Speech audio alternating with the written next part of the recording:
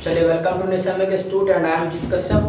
चलिए, हम जो आज शुरुआत करने जा रहे हैं वो है आपका चैप्टर प्रपोजिशन। जैसा हमने आपसे कहा था कि हम जो शुरुआत करेंगे वो प्रपोजिशन की शुरुआत करेंगे, ठीक है। इससे पहले आपको सब्जेक्ट वर्ब एग्रीमेंट आपको पढ़ाया है और पार्ट्स ऑफ स्पीच के जितने भी चैप्टर्स हैं वो सारे मैं आपको कवर करा चुका हूँ। अगर वो आपने नहीं देखे तो अपना सर्च करके देख लो अपना वीडियोज़ में, ठीक है। तो आपको सारे चैप्टर मिल जाएंगे। चलिए, तो लास्ट चैप्टर हम कवर करने जा रहे हैं पार्ट्स ऑफ स्पीच का, वो है हमारा प्रपोजिशन। आखिर प्रपोजिशन क्या होता है, आखिर प्रपोजिशन की हमको जरूरत क्यों पड़ती है। तो प्रपोजिशन की अगर हम बात करें तो प्रपोजिशन एक ऐसा वर्ड होता है, एक ऐसा शब्द होता है जो दो नाउन और प्रोनाउन के बीच में एक रिलेशन को एस्टेब्लिश करता है एक ही सेंटेंस में, उसी को हम प्रपोजिशन कहते हैं। यानी अगर हम प्रपोजिशन की बात करें डेफिनेशन की, तो preposition is a word which is used to establish a relation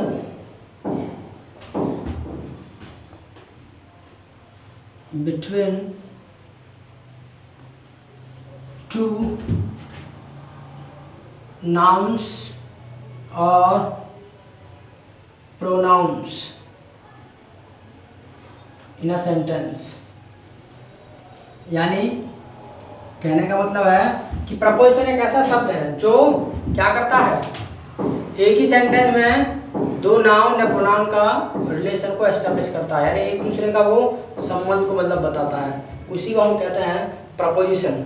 इसके अलावा प्रपोजिशन की अगर हम बात करें तो इसका जो इस्तेमाल है वो आपके नाउन या प्रोनाउन के पहले किया जाता है, ठीक। और प्रपोजिशन जो होते हैं आपके, ये अगर इनको बड़े रूप में हम बांटें तो प्रपोजिशन जो है आपके वो दो प्रकार के होते हैं। यानी अगर प्रपोजिशन की हम बात करें बांटने की, तो ये बड़े रूप में क्या है, दो प्रकार के होते हैं। एक तो होते हैं सिंपल, एक होते हैं कॉम्प्लेक्स। सिंपल की अगर हम बात करें तो ये आपके 40 to 50 होते हैं, ठीक। अगर सिंपल प्रपोजिशंस की हम बात करें तो ये आपके 40 to 50 होते हैं। और कॉम्प्लेक्स की अगर हम बात करें तो भाई इसकी कोई मतलब गिनती नहीं है, ठीक है। ये संख्या में ज़्यादा होते हैं, बहुत ज़्यादा, ठीक है।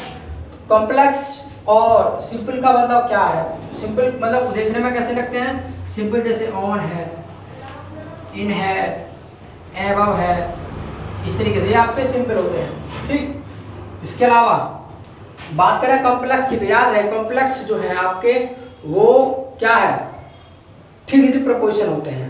कॉम्प्लेक्स जो प्रपोजिशन है वो आपके फिक्स्ड प्रपोजिशन होते हैं। याद रखना, प्रपोजिशन में अगर कवर करना कोई चीज़ थोड़ी सी मुश्किल आती है तो वो आती है आपकी कॉम्प्लेक्स को कवर करने में, क्योंकि सिंपल तो आसान है, ठीक है, सिंपल को करना आसान है और इसलिए हमने इनको सिंपल बोला, क्योंकि इनको 40 to 50 को करना बेहद आसान होगा, लेकिन कॉम्प्लेक्स को आपको याद ही करना पड़ेगा।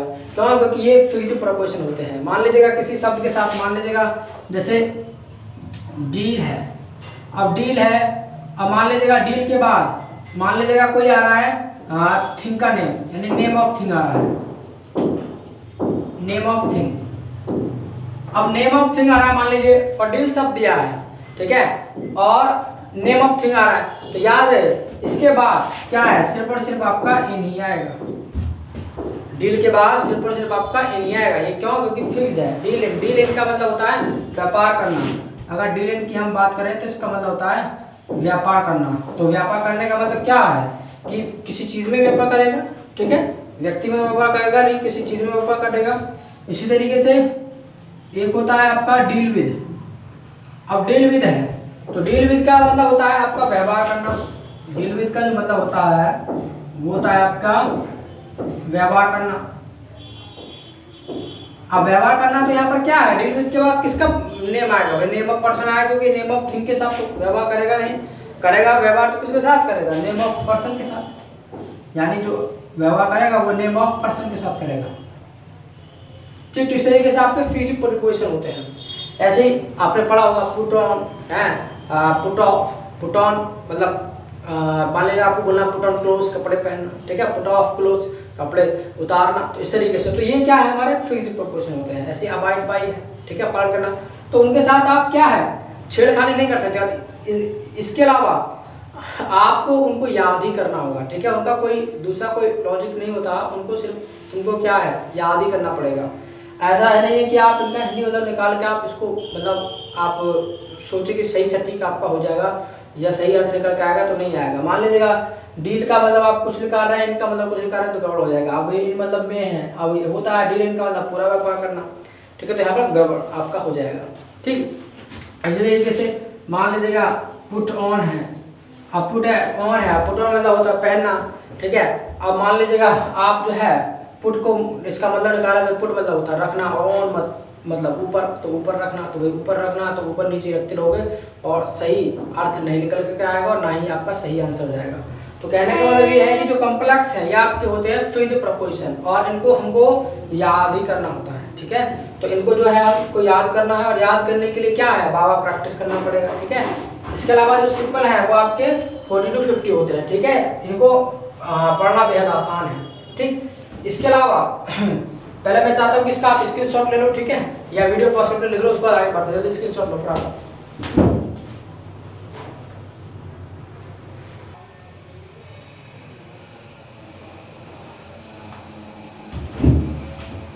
चलिए तो ले लिया होगा इसका स्क्रीनशॉट, ठीक है, लिख लिया होगा। आगे बढ़ते हैं। तो इस तरीके से आपने जाना है कि जो प्रपोजिशन है वो एक ऐसा शब्द होता है जो दो नाउन और प्रोनाउन के बीच में उसी सेंटेंस में रिलेशन को एस्टेब्लिश करता है।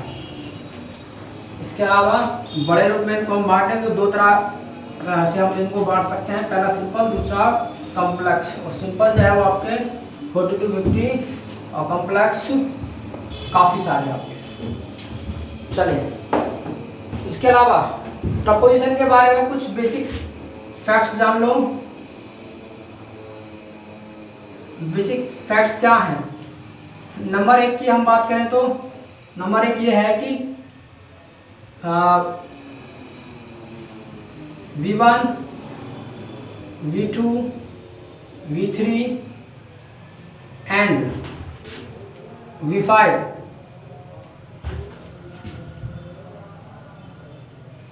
are not used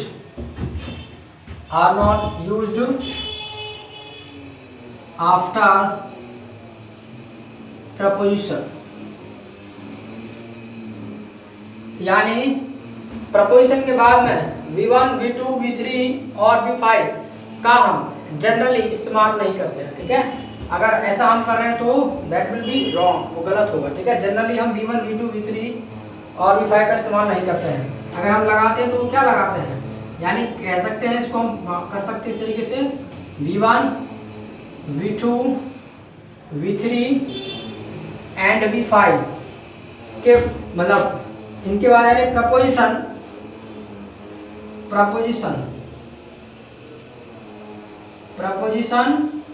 plus V1, V2, V3 and V5। ऐसा करना क्या होगा, गलत होगा, ठीक है। सही करना क्या रहेगा, सही करना रहेगा आपके प्रपोजिशन प्लस V4,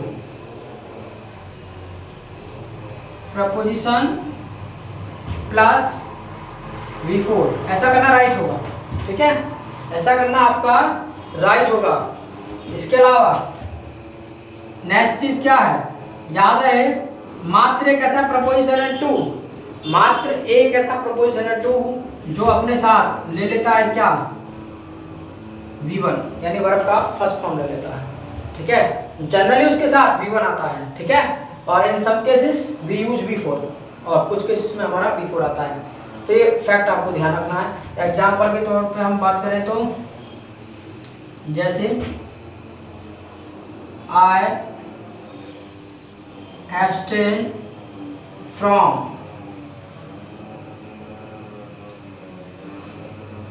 smoking या smoke. Next I went to Agra to C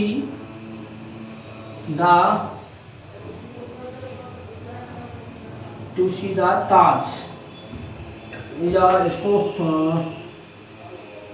to सी और सीइंग द ताज। चलिए इसी में मैंने 2 एग्जाम्पल में आपके 4 एग्जाम्पल कर दिए, ठीक है। कैसे? आई एब्सटेन फ्रॉम स्मोकिंग और स्मोक, तो कौन सा वाला राइट होगा आपका? स्मोकिंग वाला राइट होगा, और ये आपका रॉन्ग होगा। क्यों? क्योंकि हमने कहा जनरली प्रपोजिशन के बाद आएगा तो क्या आएगा? B4 आएगा जनरली, ठीक है, 90%। इसके अलावा हमने कहा 2 के बाद क्या आता है जनरली? B1। तो I went to Agra to seeing the Taj, तो कौन सा वाला राइट होगा? C वाला राइट होगा, और सेकंड वन आपका रॉन्ग होगा, ठीक है। इस तरीके से तो 3 चीज क्लियर होना चाहिए। अगर क्लियर है तो अपना इसको स्क्रीनशॉट लो या वीडियो को पॉज कर लिख लो। अगर कोई डाउट है तो कमेंट करो जल्दी से।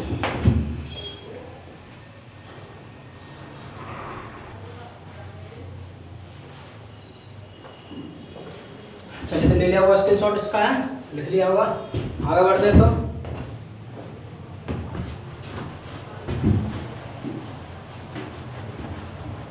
इस तरीके से आपने जाना कि after preposition generally we don't use V1, V2, V3 और V5, तो आता क्या है? V4।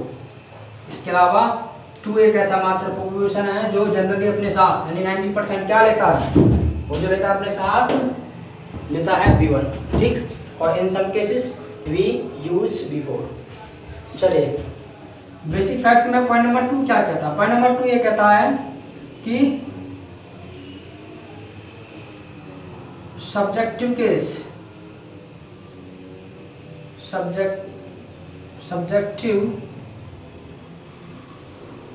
subjective case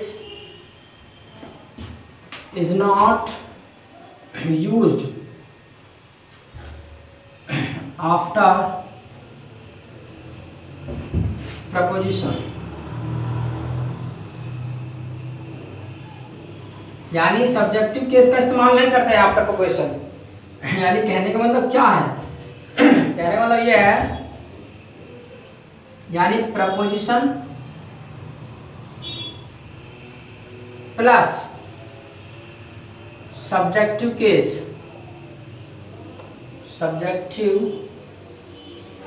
तो ऐसा करना क्या होगा? गलत होगा। राइट क्या होगा? राइट ये होगा प्रपोजिशन प्लस ऑब्जेक्टिव केस, ऐसा करना राइट होगा। यानी प्रपोजिशन के बाद जो आता है वो क्या आता है आपका? ऑब्जेक्टिव केस, यानी सब्जेक्टिव केस का इस्तेमाल करना गलत होगा। एग्जाम्पल देख लो। He is against Raju and I. Number 2 है he is against Raju and me. चलिए 2 एग्जाम्पल्स आपके सामने, तो कौन सा राइट है जरा बोलो, कौन सा होना चाहिए?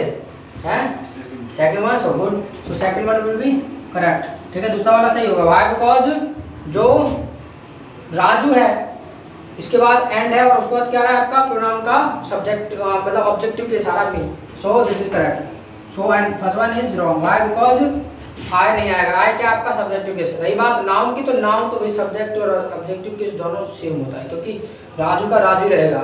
ऐसे नहीं राजू का मान लीजिए ऑब्जेक्टिव केस के लिए रजिया बन जाएगा, ठीक है, राजू रहेगा।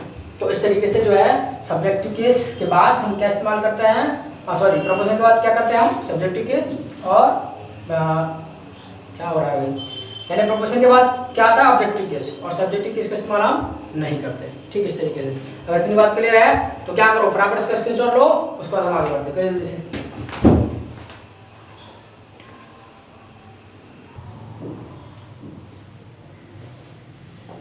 चलिए तो ले लिया हुआ इसका स्क्रीनशॉट, आगे बढ़ा जाए।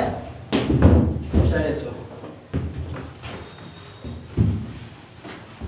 अब जरा सीख लेते हैं use of preposition.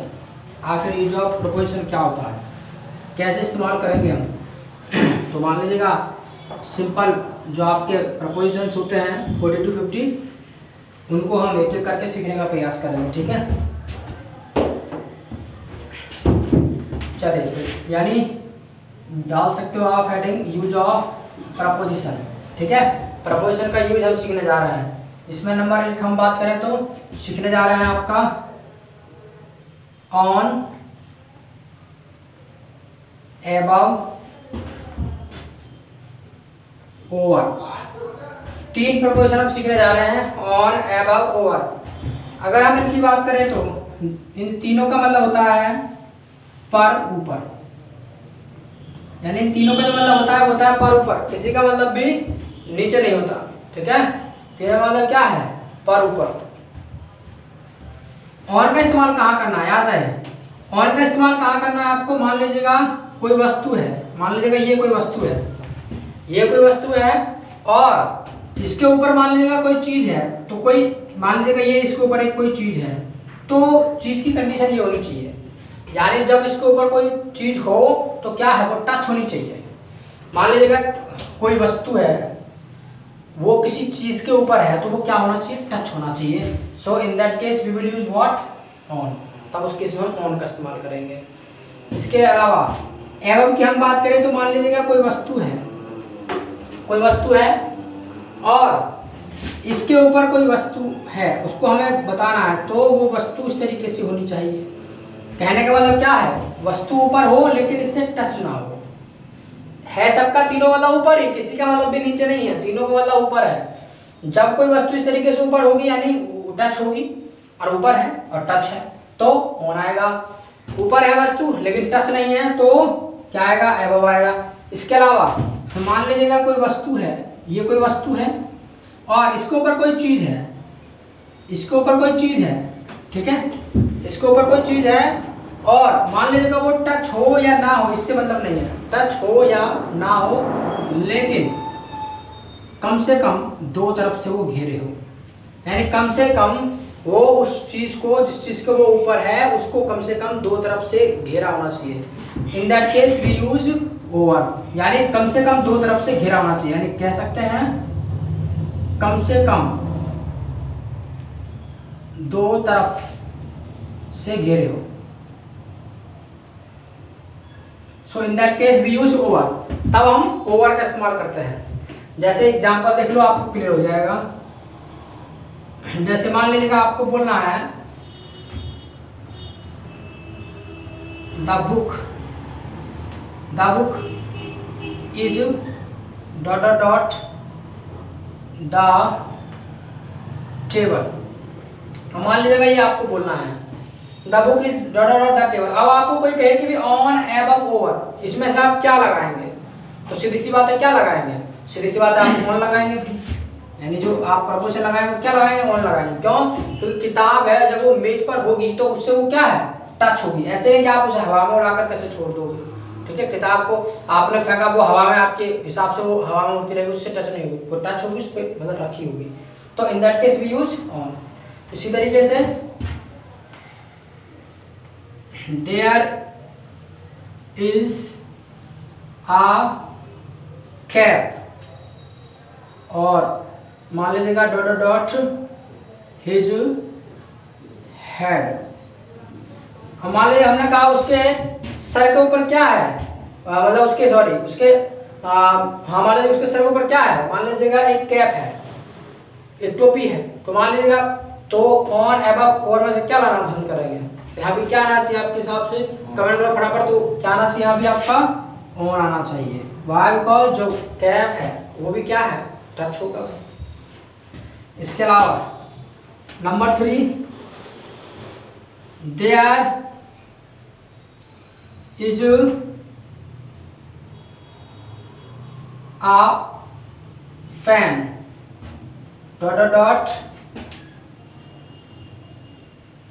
Our head. There is a fan our head. अब मान लीजिए ऑन, एबव, ओवर, आपके सामने ये 3 ऑप्शन दिए जाए, अब कहें कि भी इसमें प्रपोजिशन को आप फिल करिए, तो क्या लगाना पसंद करेंगे? मान लीजिएगा आपको बोला भी पंखा जो है वो हमारे सर के ऊपर है, तो जब पंखा ऊपर होता है तो बताइए पंखा क्या आपके टच होता है? नहीं होता, ऊपर होता है, ठीक है, टच नहीं होता आपसे। So in that case we use above.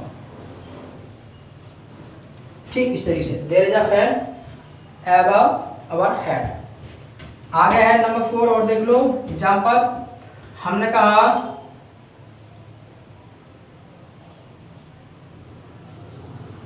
there is a bridge dot dot dot the Ganga. मान लीजिएगा हमने कहा कि जो ब्रिज है वो गंगा के क्या है, वो ऊपर है, तो गंगा के ऊपर है, यहाँ भी मतलब ऊपर है, सबका मतलब ऊपर है इन तीनों का, किसी का मतलब नीचे नहीं है। तो ऑन अबव ओवर में से आपको कोई फिल करने के लिए कहें तो आप क्या लाना पसंद करेंगे? आप ओवर आना पसंद करेंगे। व्हाई?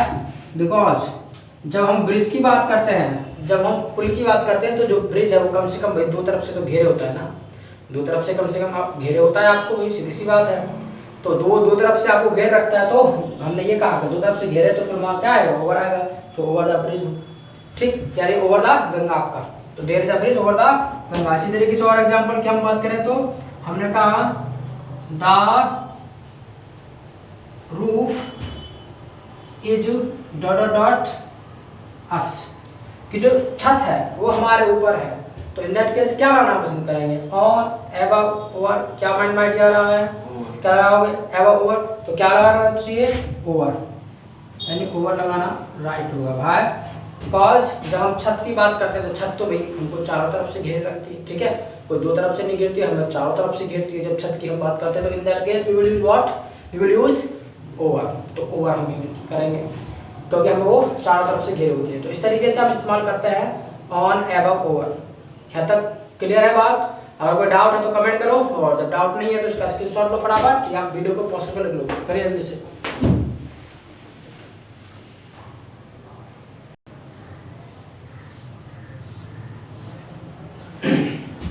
चलिए तो ले लिया होगा इसके स्क्रीनशॉट, आगे बढ़ा जाए।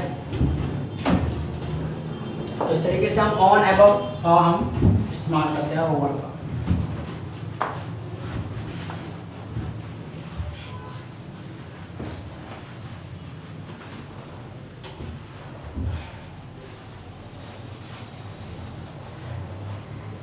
इसके अलावा अब क्या करना है, कुछ और चीज़ें जान लेना है। ऑन, आखिर ऑन का और हम कहाँ इस्तेमाल करते हैं, तो याद रखें ऐसे इस तरीके से पॉइंट बना लें इसमें ऑन, और ऑन के बारे में लिखें कि ऑन इज यूज्ड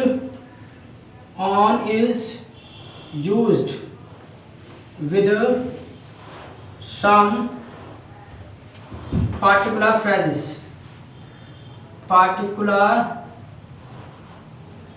फ्रेजेस, यानी कुछ विशेष जो खास है, कुछ फ्रेजेस होती हैं उनके साथ भी हम ऑन का इस्तेमाल करते हैं। जैसे लिख सकते हो ऑन अ ट्रिप, ठीक, on a journey, on duty, on strike, ठीक। इसी तरीके से on leave,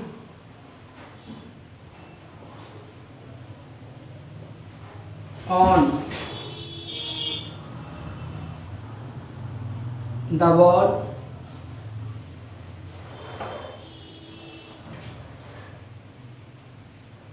on the radio, ठीक। इस तरीके से ETC, इस तरीके से कुछ पर्टिकुलर फ्रेज के साथ हम ऑन का इस्तेमाल करते हैं, ठीक। इसका स्क्रीनशॉट लो फटाफट, उसके बाद हम आगे बढ़ते हैं, ठीक है। करिए जल्दी से स्क्रीनशॉट लो फटाफट।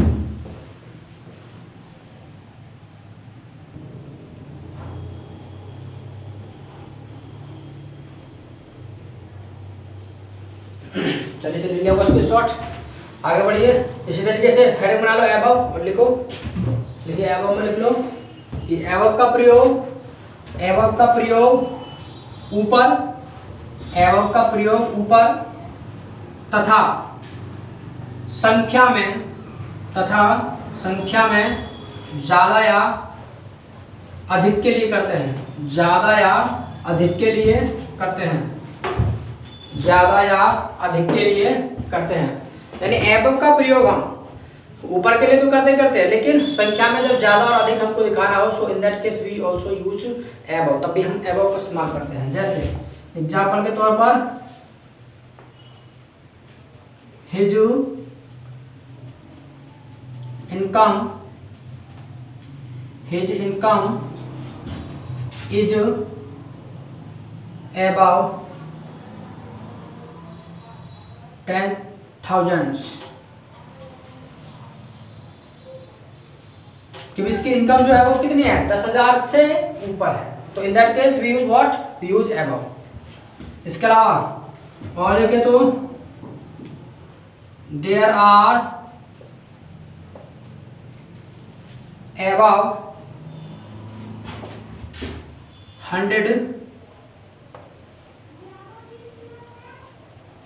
students in the class,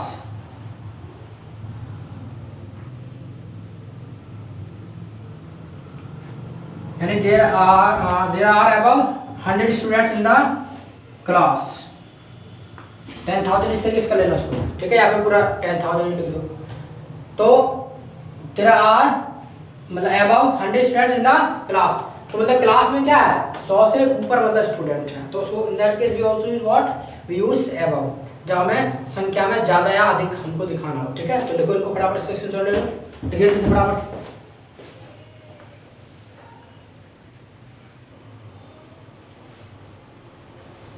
चलिए ले लो स्क्रीनशॉट, लिख लिया। आगे नेक्स्ट लिखना है आप ओवर लिखो, ओवर का इस्तेमाल लिखिए। तो ओवर का प्रयोग देखिए, ओवर का प्रयोग एज या ओवर का प्रयोग एज या टेम्परेचर, एज या टेम्परेचर, ओवर का प्रयोग एज या टेम्परेचर का मेजरमेंट, का मेजरमेंट मतलब का माप, मेजरमेंट मतलब माप। तो एज या टेम्परेचर का मेजरमेंट, कॉमा किसी प्लेस के आसपास, कॉमा किसी प्लेस के आसपास, किसी प्लेस के आसपास या के समूचा भर, के समूचा भर, समूचा भर मतलब के ऊपर मतलब ढकने के लिए एक तरीके से पूरा मतलब समूचा भर। इसके अलावा period of time, period of time, period of time समाप्त होने के अर्थ में करते हैं, पीरियड ऑफ टाइम समाप्त होने के अर्थ में करते हैं।